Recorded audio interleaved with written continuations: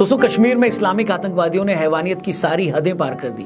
मंगलवार 22 अप्रैल की दोपहर कश्मीर के पहलगाम की बैसारन वैली में देश भर से आए टूरिस्ट जब अपनी फैमिली के साथ एंजॉय कर रहे थे, इन जिहादियों ने उन पर हमला कर दिया। लोगों को मारने से पहले उनके नाम पूछे गए, कपड़े उतार कर उनकी मजहबी पहचान चेक की गई और जब ये कंफर्म हो गया कि सामने वाला मुसलमान नहीं है तो फिर उन्हें भून दिया गया। जिस वक्त मैं ये वीडियो रिकॉर्ड कर रहा हूं तब तक 26 बेगुनाह टूरिस्ट अपनी जान गंवा चुके हैं। मरने वालों में महाराष्ट्र से लेकर गुजरात, कर्नाटक, ओडिशा, उत्तर प्रदेश, हर स्टेट का नागरिक है दोस्तों। मतलब आप चाहे किसी भी स्टेट के क्यों ना हो, कोई भी जबान क्यों ना बोलते हो, आप चाहे किसी भी पार्टी को सपोर्ट क्यों ना करते हो, आपकी कोई भी जाति क्यों ना हो, उन्हें इस बात से कोई फर्क नहीं पड़ता। मारने वालों के लिए आप सिर्फ हिंदू हो और एक बार फिर ये बात साबित होगी। मेरा पति साइड में था, एक इंसान आया, उसने उसको गोली मार दी। यहाँ पे उसने बोला कि ये शायद मुस्लिम नहीं है, उसने उसको गोली मार दी। कश्मीर से जो तस्वीरें आ रही हैं वो देखकर कलेजा फटा जा रहा है देश के हर एक नागरिक का। एक शख्स बीच मैदान में बेसुध पड़ा है, उसके बगल में उसकी बीवी बैठी है। एक औरत जो कुछ देर पहले शिकारे में डल लेक घूमते हुए कश्मीर की तारीफ कर रही है, अगले पल उसके पति को भून दिया जाता है। जो लोग अपने बच्चों के साथ घोड़ों पर वैली के नजारे की सैर कर रहे थे, उन्हें वहीं पर खत्म कर दिया गया उनके बच्चों के सामने। हर हिंदुस्तानी की तरह मेरे मन में भी बहुत गुस्सा है। समझ नहीं आ पा रहा है क्या कहूं क्या नहीं कहूं। समझ में नहीं आ रहा है कि इस हमले के लिए उन पाकिस्तानी या लोकल आतंकियों को कोसूं जिन्होंने उन लोगों को, मासूमों को मारा, या सरकार को कोसूं जो अपने ही लोगों को सिक्योरिटी नहीं दे पाई।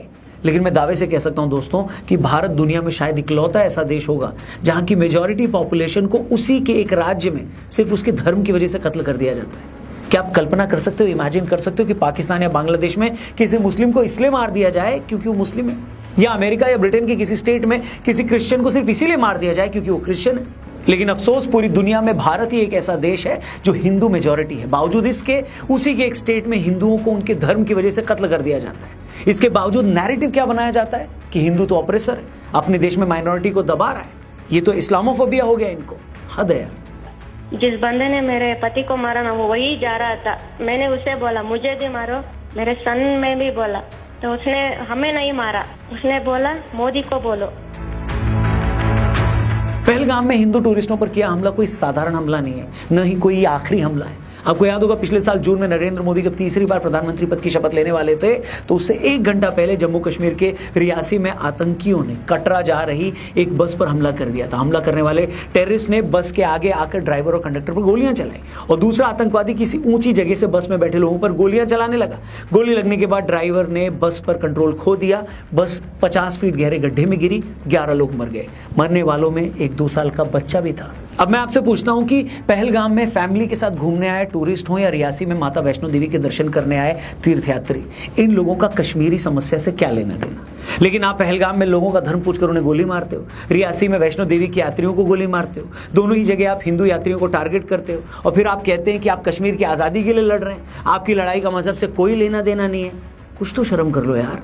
पिछले साल ही अक्टूबर के महीने में सुरंग में काम कर रहे 6 बाहरी मजदूरों की गोली मारकर हत्या कर दी गई। 2019 से 22 के बीच अलग अलग हमलों में 9 कश्मीरी पंडितों की भी गोली मारकर हत्या कर दी गई। इसी तरह 5 अक्टूबर 2021 को श्रीनगर के प्रसिद्ध फार्मासिस्ट माखन लाल बिंदु की उनकी दुकान में घुसकर हत्या कर दी गई। उसी दिन पानीपुरी बेचने वाले वीरेंद्र पासवान को भी गोली मार दिया गया। उसी साल 7 अक्टूबर को सतिंदर कौर नाम की एक प्रिंसिपल की उनके स्कूल में हत्या कर दी गई। फिर 16 अक्टूबर को एक रेहड़ी वाले अरविंद कुमार शाह की भी हत्या कर दी गई। दोस्तों 2022 की बात करूं तो 2022 में आतंकवादियों ने एक एक करके कई कश्मीरी पंडितों की हत्या की। पहले इन लोगों ने रेवेन्यू डिपार्टमेंट में काम करने वाले राहुल भट्ट का कत्ल किया, फिर रजनी बाला नाम की स्कूल टीचर को मारा और फिर कुलगाम में बैंक मैनेजर की पोस्ट पर काम कर रहे विजय कुमार का भी मर्डर कर दिया। मतलब रेडी वाला हो, पानीपुरी वाला हो, बुजुर्ग दुकानदार हो, महिला टीचर हो, इन जिहादियों को किसी चीज से कोई लेना देना नहीं। अगर आप नॉन मुस्लिम हैं तो फिर आप मरने के हकदार हैं। ये लोग कश्मीरी और कश्मीरियत की इतनी बातें करते हैं लेकिन ये उन कश्मीरी पंडितों को भी कश्मीर में नहीं रहने देते जो इस धरती के मूल निवासी हैं। एक टाइम था दोस्तों जब कश्मीर में आए दिन पत्थरबाजी होती थी, जब पाकिस्तानी पैसे पर कश्मीर में अलगाववाद फैलाने वाले हुर्रियत के लोग हर दिन बंद करवा देते थे। तब कुछ लोगों का ये रोना था कि सरकार तो रोजगार नहीं दे रही है, टूरिस्ट यहाँ आता नहीं है, इसलिए यहाँ का यूथ, यहाँ का नौजवान नाराज है। लेकिन भाई आर्टिकल 370 हटने के बाद तो आज रिकॉर्ड तोड़ टूरिस्ट कश्मीर आ रहा है। पिछले साल ही 2 करोड़ 35 लाख टूरिस्ट कश्मीर गए। लोकसभा और विधानसभा चुनाव में रिकॉर्ड वोटिंग हो रही है। श्रीनगर में फॉर्मूला 1 रेस हो रही है। G20 जैसे अंतर्राष्ट्रीय इवेंट्स हो रहे हैं। चिनाब नदी पर भारत के इंजीनियर्स ने दुनिया का सबसे बड़ा रेलवे पुल बना दिया है। दिल्ली से श्रीनगर तक सीधी ट्रेन चलने वाली है। कश्मीर की सड़कों पर बैलेट गन चलना बंद हो गई है। बच्चे रोज स्कूल जा रहे हैं दोस्तों।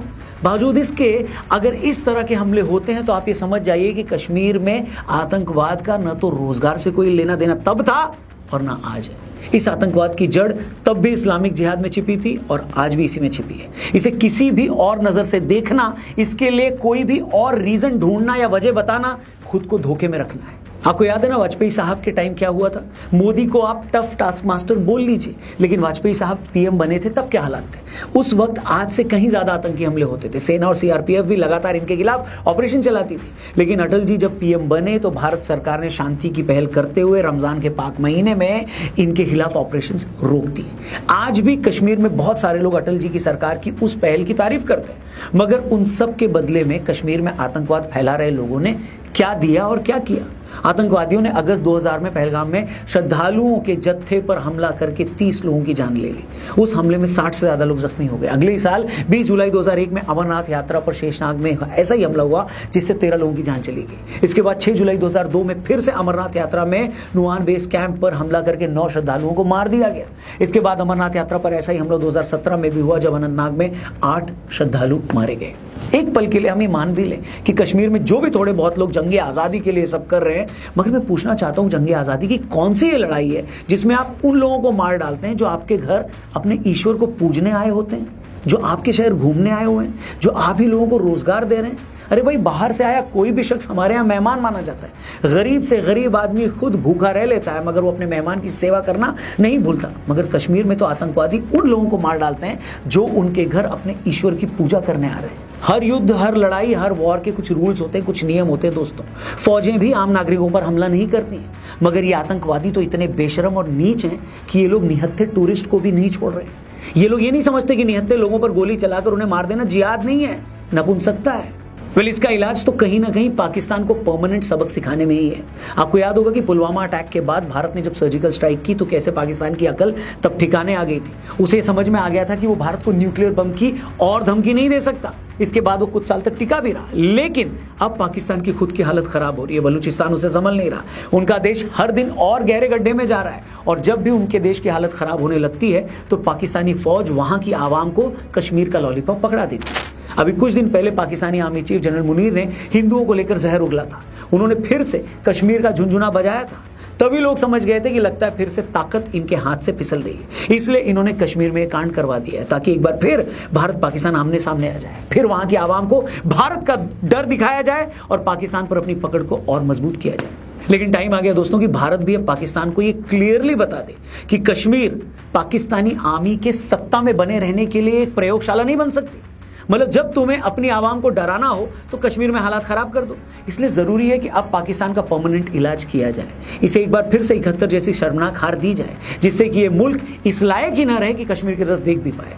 भारत को इन 26 लोगों की शहादत को यूं ही वेस्ट जाने नहीं देना चाहिए। भारत को डिप्लोमेटिकली पाकिस्तान को चारों तरफ से घेरना होगा। जो देश पाकिस्तान को फंडिंग देते हैं, जो उसे हथियार सप्लाई करते हैं, जो उसके खिलाफ होने वाले रेजोल्यूशंस पर चुप रहते हैं, उन सबको भारत को आईना दिखाना पड़ेगा। यूएन में, G20 में, ब्रिक्स में, हर इंटरनेशनल प्लेटफॉर्म पर पाकिस्तान का आतंकी चेहरा बेनकाब करना ही होगा। और सबसे इंपॉर्टेंट बात दोस्तों कि हमें अपने देश के अंदर बैठे उन लोगों को भी पहचानना होगा जो ऐसे आतंकवाद के लिए जमीन तैयार करते हैं। वो जो कश्मीर के आतंकवाद को आजादी की लड़ाई कहते हैं, वो जो आतंकियों की मौत पर जुलूस निकालते हैं, वो जो पत्थरबाजों को मासूम बताते हैं, ऐसे लोगों से अब कोई भी नरमी नहीं होनी चाहिए। ये लोग जहर बोते हैं और फिर मासूमों की लाशें गिरती हैं। हमें यह भी समझना होगा कि आतंकवाद से लड़ाई सिर्फ फौज की लड़ाई नहीं होती है, यह हर हिंदुस्तानी की लड़ाई है। जब तक देश के हर नागरिक को इस बात का एहसास नहीं होगा तब तक कोई भी सरकार, कोई भी सेना, कोई भी सर्जिकल स्ट्राइक आतंकवाद का जड़ से खात्मा नहीं कर सकती। ये लड़ाई एक विचारधारा से है जो इंसान की जान को मजहब के तराजू में तौलती है, जो ये मानती है कि अगर सामने वाला मेरे धर्म का नहीं है तो उसकी जान की कोई कीमत नहीं है। इस आइडियोलॉजी से निपटने के लिए न सिर्फ बंदूकें चाहिए बल्कि एक जागा हुआ समाज भी चाहिए। यही टाइम है कि पीओके की प्रॉब्लम का परमानेंट इलाज कर ही दिया जाए। वैसे भी कुछ दिन पहले जयशंकर साहब ने कहा था कि कश्मीर समस्या में बस एक ही चीज होना बाकी है और वो है पीओके का भारत में मिलना। मेरी सरकार से हर हिंदुस्तानी की तरह यही गुजारिश है कि इस बार इस इस्लामिक आतंकवाद का परमानेंट इलाज कर दिया जाए, क्योंकि किसी भी देश के लिए इससे ज्यादा शर्म की बात कुछ और हो ही नहीं सकती कि अगर उसी के नागरिक अपने ही देश में आजादी से घूम न पाए। उससे ज्यादा दुख की बात कुछ नहीं हो सकती अगर उसी के मेजॉरिटी लोग अपने ही देश में अपने धर्म की वजह से मारे जाए। बस बहुत हुआ, अब ये सब रुकना चाहिए। एंड में बस यही कहूंगा दोस्तों कि कश्मीर में जो हुआ है वो सिर्फ एक हादसा नहीं है, वो एक चेतावनी है। एक बार फिर पूरे देश को यह बता दिया गया है कि जिहादियों के लिए कोई भी हिंदू, कोई भी गैर मुस्लिम सिर्फ एक टारगेट है। अब हमें यह तय करना है कि हम कब तक इस चेतावनी को इग्नोर करते रहेंगे। जय हिंद।